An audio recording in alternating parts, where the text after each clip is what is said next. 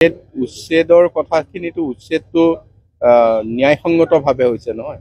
উচ্ছেদ আজি supreme কোৰ্টৰ order আছে, হাইকোৰ্টৰ অৰ্ডাৰ আছে, তাৰপিছতে বন বন বন বিভাগৰ মাটি দখল কৰি থকা আছে।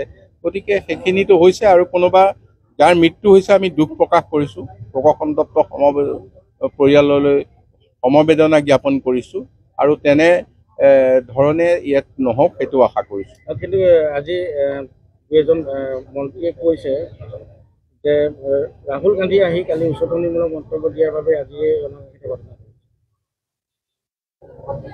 নহয়, চাওক, ইয়াক যদি ৰাজনৈতিকৰণ কৰিছে তাৰ পৰা কোনো লোকে হয়তো আজি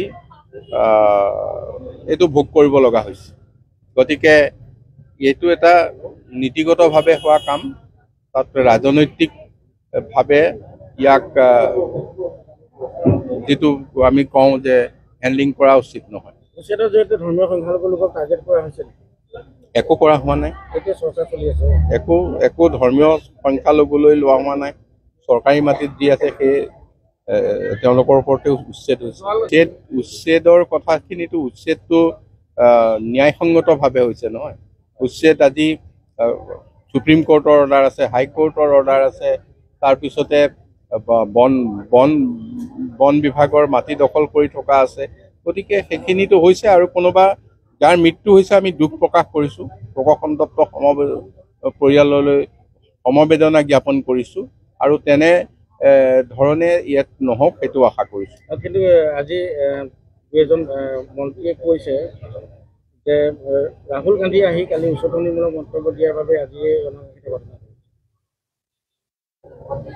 নহয়, চাওক, ইয়াক যদি ৰাজনৈতিকৰণ কৰিছে তাৰ পৰা কোনো লোকে হয়তো আজি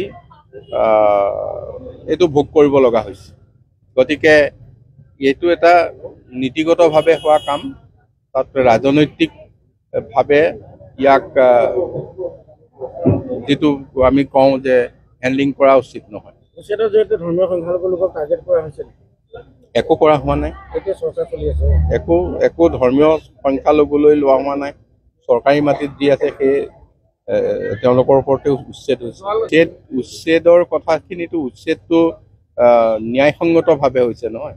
উচ্ছেদ আজি সুপ্ৰিম কোৰ্টৰ অৰ্ডাৰ আছে, হাইকোৰ্টৰ অৰ্ডাৰ আছে, তাৰপিছতে বন বন বন বিভাগৰ মাটি দখল কৰি থকা আছে। গতিকে সেইখিনিতো হৈছে আৰু কোনোবা যাৰ মৃত্যু হৈছে আমি দুখ প্ৰকাশ কৰিছোঁ। প্ৰকৌশল পৰিয়াললৈ সমবেদনা জ্ঞাপন কৰিছোঁ আৰু তেনে ধৰণে ইয়াত নহওক সেইটো আশা কৰিছোঁ। কিন্তু আজি দুজন মন্ত্ৰীয়ে কৈছে যে ৰাহুল গান্ধী আহি কালি উচতনিমূলক মন্তব্য দিয়াৰ বাবে আজি নহয়, চাওক, ইয়াক যদি ৰাজনৈতিকৰণ কৰিছে তাৰ পৰা কোনো লোকে হয়তো আজি এইটো ভোগ কৰিব লগা হৈছে। গতিকে এইটো এটা নীতিগতভাৱে হোৱা কাম, তাত ৰাজনৈতিকভাৱে ইয়াক